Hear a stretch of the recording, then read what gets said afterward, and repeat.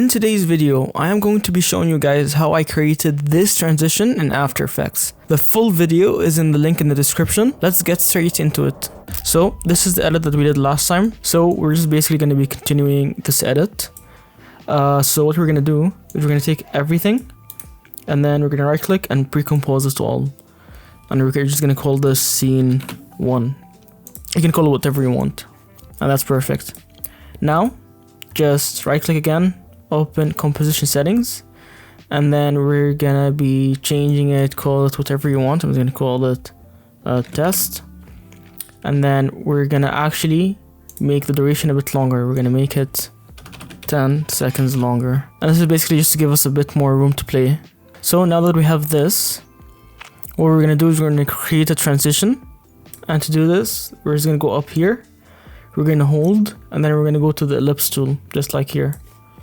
And then I'm just gonna create an ellipse, and then I'm gonna hold shift, and when you hold shift it locks the aspect ratio. I'm just gonna increase it, maybe something around here, and that's perfect. Now what I'm gonna do is I'm gonna go up here to fill. I'm gonna change it to white, and I'm also gonna, when I press on fill you can see my opacity was at 10%, so we're just gonna increase that back to 100. And then also make sure the stroke is, there's no stroke, none. And yeah, it will look like this. That looks good. And now what we're gonna do is we're gonna go a bit to the left, and then right around this, our scene is about to end. Like here, I'm gonna like cut down this shape so it starts right from here. So if I show you again, it's gonna be like that. Okay, that's fine. So now I'm just gonna go here onto the circle. I'm gonna add the turbulent displace effect. So this is what it looks like. It adds like this wavy effect to it. And what we're gonna do is at the start we're gonna add a keyframe for amount and evolution, and then amount is gonna start at 185 and evolution is gonna start at 15. And then we're gonna go to the end of the scene. I'm gonna make the amount 90 and the evolution 200. So it's gonna look like this. And what we're gonna actually do is if you press on the shape layer and you press U, it'll show you again these keyframes. And we're gonna move these keyframes around here. Maybe actually move the shape layer a bit to the left. So something like this. That's fine. Now what we're gonna do is we're gonna go and we're gonna press Shift S to add the scale property. We're gonna press the scale stopwatch and we're gonna move it to 0. And then we're gonna go all the way to the end. And then we're gonna move it to make it cover the entire screen, so around 460. Yeah, that's good. Perfect. So now the scene looks like this. That's fine. So to fix this, it looks good, but we can make it look a bit better. And what I think actually we're gonna move this a bit more to the left. So when it reaches the screen, it's we're gonna move these like around here. Yeah, that looks better. Okay, now we're just gonna highlight everything, all the keyframes, and I'm just gonna press F9 to ease everything. So this also looks good, but we can even make it look even better. So we're just gonna highlight the amount, go to the graph editor, and then I'm just gonna move this to the left to around 85% influence. I'm gonna do the same thing with the rest as well. Move it to the left around 85%, and then here same thing around 85%. Yeah, that looks good. And then maybe even move it a bit more to the left. Move this here. Something like this. Yeah. So now that we have this, what I'm going to do is I'm going to add another effect called Deep Glow. And you can also use a normal glow if you don't have it. And then I'm just going to make it around 100 radius and exposure 0.5. So if you see here, it adds like this nice effect to it. I'm gonna add a camera, and you can make it 50 millimeters. So once you have the camera, we're gonna actually make sure that we have our shape layer and scene both 3D layers. And then I'm gonna add a keyframe right around here for position, and then move here, and then maybe zoom in a bit. Nope. Yep, like that. We're gonna go to like minus 1300, and you're gonna see why in a bit. Now I'm just gonna go here, I'm gonna add a new text layer, and then I'm gonna add but it's not showing because fill is white. I'm gonna make it black. I'm gonna press Control Alt Home and Control Home. Pressing Control Alt Home and Control Home centers the anchor in the middle of the text, and it centers the text in the middle of the screen or the composition. Now I'm gonna change the text to Nexa and heavy. And what I'm gonna do is I'm going to turn it a 3D layer, so then you can see it kind of zooms in like that. That's good. And then I'm gonna duplicate it, press Control D, and move it down, and then I'm gonna type in surrendering. So now we're gonna go to surrendering, and I'm gonna start moving these two text layers. So I'm gonna move but here, and then surrendering around over here. Put it over here, and then surrendering. I'm just gonna increase size a bit. I press Control Alt Home to center the anchor in the middle. Move it around here. Make this 100. Okay, that looks good. So we want these two to show up in the start of the scene, of the transition. So around here, I'm gonna let's start with rendering. What we're gonna do is we're gonna open it up, go to animate, and then add a position, and then here under animator, property, and then add a opacity. Now here for position, change this to 40 and the opacity to 0, and then open the range selector, go to around here, press on the start key stopwatch, go a bit more in front, and then increase it to 100. Then you're gonna have this effect, so it kind of like jumps in the letters, so that looks good. And I'm just gonna highlight these and then press F9. And then now I'm gonna go to this animator, I'm gonna copy it, and then I'm gonna paste it onto the but text layer. So then I'm gonna highlight both of these, and then I'm gonna press U to show the keyframes. And then I'm just gonna start fixing it so it starts right as the transition jumps in. So right around here, surrendering shouldn't be showing up, but should be showing up. Something like this. Maybe a bit more here, yeah. So like this. But surrendering, so now we're gonna add a null layer, and then I'm gonna make it 3D, and I'm gonna parent, so this camera, I'm gonna parent the camera to the null layer. I'm gonna call this null 1, just like that. And then here, I'm just gonna press P, so I'm gonna add a keyframe here. Then I'm gonna go a bit to the right, and I'm gonna start moving the camera to the right until surrendering doesn't appear. And then I'm gonna zoom in, so using this, yeah. And what you can also do, because the circle is showing up, I'm gonna go back here to the circle, and then to the scale, I'm gonna press S on scale, and I'm just gonna increase it even more, make it like 550. So then, yeah, it doesn't show up. Okay, that's fine. Now back here, turn it back to the null layer.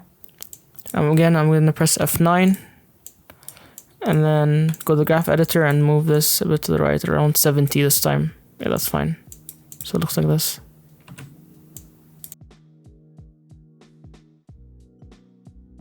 And also for bots rendering, I'm just gonna go back here. I'm gonna change them so it's all lowercase, just like that, and then maybe move them a bit down as well, and press on P, and then move them maybe a bit.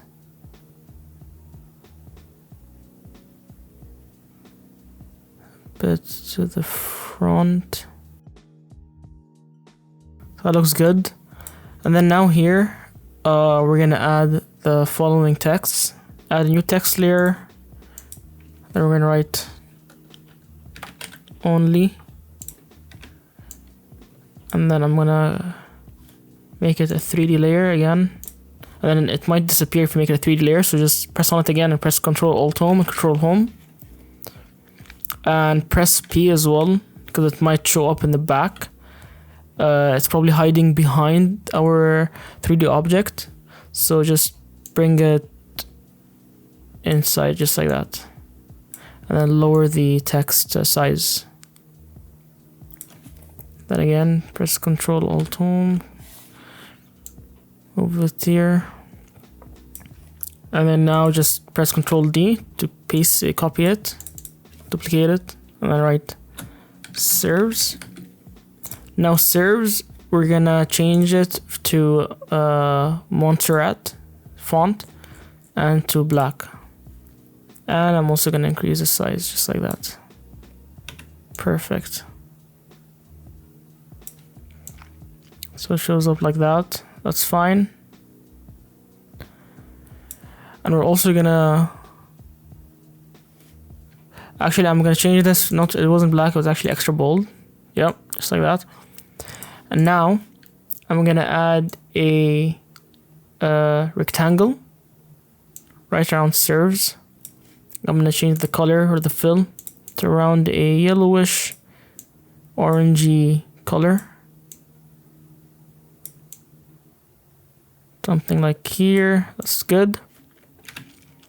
And I'm just gonna move this under, sorry, I'm gonna make this a 3D object, and then I'm just gonna surround here. I'm just gonna move it and make it a bit smaller.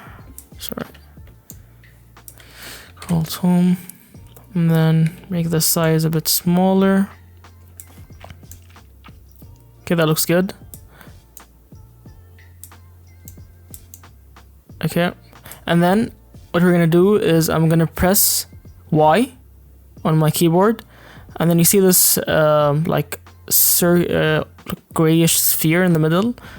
I'm gonna hold it, and I'm gonna hold Control on my keyboard, and then I'm gonna start snapping to the edges of this rectangle, and I want it to snap to this point right here. Perfect. And now what you can do is right around here, I'm gonna press this link icon to unlink it. I'm gonna press the keyframe on scale.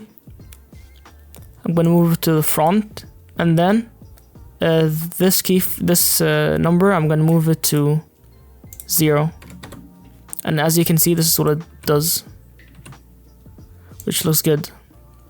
Now we want to fix this transition. So here for only, I'm gonna I'm just gonna close all the keyframes. For only, I'm gonna press T to show the opacity, and then I want it to start here. So press a keyframe here, move it to the front, and then change this to 0. So it's something like this. Yeah. And then serves, I'm gonna add, if I go to effects, I'm gonna add the type writer effect to it. And then I'm gonna press U to show the keyframes. Oh, this is way too long. So what I'm gonna do is I wanna sync it up to when this box starts opening. So right maybe around here. So I want the box to be faster than my text. So that's too fast, maybe around here.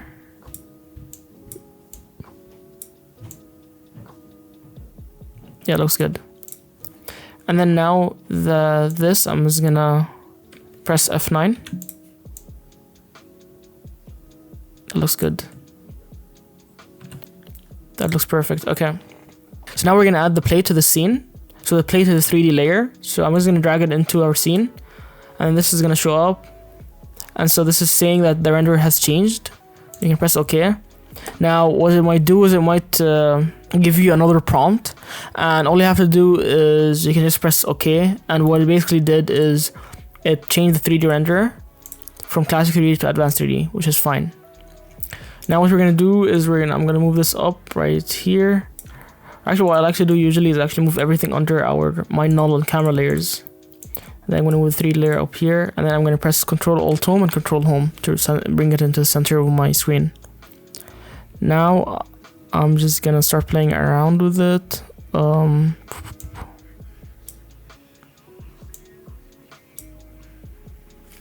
Press P.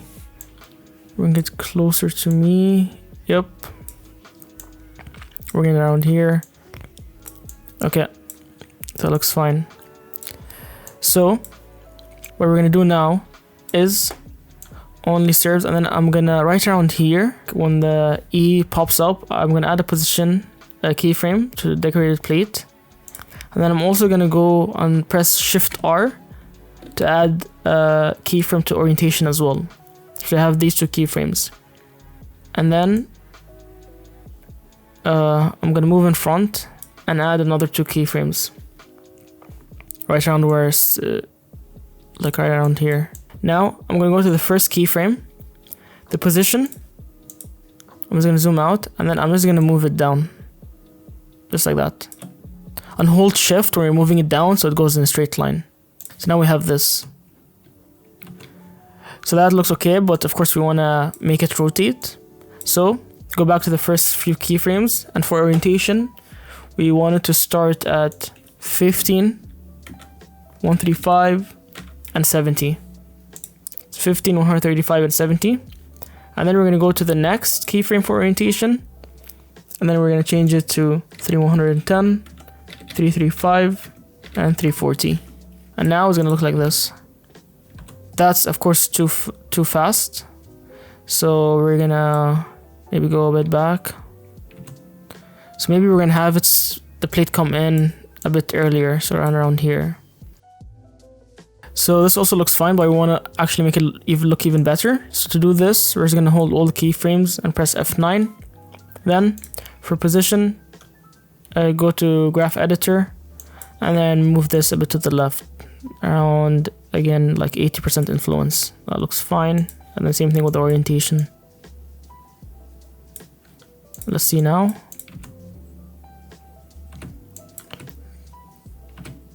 Yeah, maybe even move it a bit more to the left. Yeah, that looks good. And then maybe even increase the size a bit. So I'm just gonna press Shift S and then increase the size a bit. Yeah. So now what we're gonna do is we're gonna add another null layer. I'm gonna make it 3D. I'm gonna call this null 2. Then I'm gonna parent null 1 to null 2. And then for this null layer, I'm gonna go to position. So I'm gonna see where the last keyframe ended for this. I'm gonna add a keyframe here. So right before the end of our first null layer. Then I'm gonna move in front. And then I'm just gonna zoom out a bit. So if this is happening, so what you can see here, the rectangular layer is kind of like glitching out. So just one thing before we move on, that glitch that was happening, it was because we had our shape layer as a 3D layer, when in fact we actually didn't need it to be a 3D layer. So you can just remove it and not make it a 3D layer. Just go back, make sure that everything looks fine, and yeah, that's perfect. Okay, so once again, we're gonna go here to our second null layer, and we want it to kind of zoom in into our scene. So just like that, that's good. Alright, now just press U to close everything. We're gonna go to camera 1, null 1 and null 2, and then we're just gonna press Ctrl D. We're just gonna press Ctrl D to duplicate them. And then I'm just gonna hold it and move it above our plate layer. And then I'm gonna hold Control and press on our plate layer as well. So now we have all of these selected. And right click, pre-compose, and call it 3D asset, or 3D actually, 3D scene. Press enter. Okay, and now we're just gonna go back to composition settings, 3D render, and classic 3D. So this is so all our effects still show up. So that looks fine.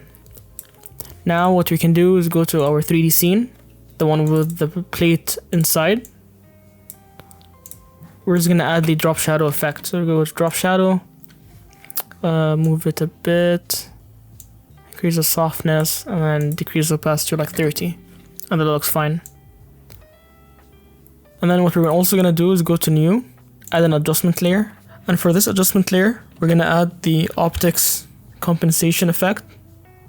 Change it to 20, and press reverse lens distortion, and then it adds this like cool effect. If I maybe move like here, let's say, if I turn it off and on, you can see maybe like a small difference. And then also add the VR chromatic aberrations. Make it minus 0.5, 0.5, 0.5, and then 0.5. So this also adds kind of like a slight like red and like bluish chromatic effect to it. And yeah, and then finally, to make everything look nice, just add to all our normal layers, add motion blur. And then for our 3D scene as well, it's not gonna, the motion blur isn't gonna work for it. So what you can do is you can add this effect to it. You can just write blur, sorry, you can write motion blur, and then use CC force motion blur. And that basically adds a nice motion blur to it. And yeah, our scene now looks like this.